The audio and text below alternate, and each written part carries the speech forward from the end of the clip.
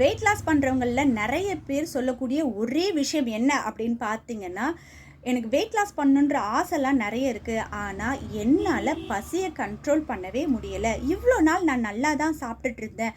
ஆனால் இப்போ டயட் இருக்கலாம் அப்படின்னு சொல்லிட்டு என்னோட உணவுப் பொருட்களை வந்து கொஞ்சம் கம்மி பண்ணிக்கலாம்னு நினைக்கும் போது இப்போ தான் அடிக்கடி பசிக்குது.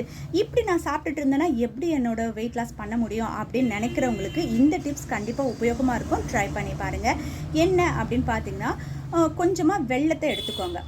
ஒரு 1 இன்ச் இருக்க மாதிரி ஒரு சின்ன துண்டு வெல்லத்தை எடுத்துக்கிட்டு தண்ணியில் கரைச்சிக்கோங்க.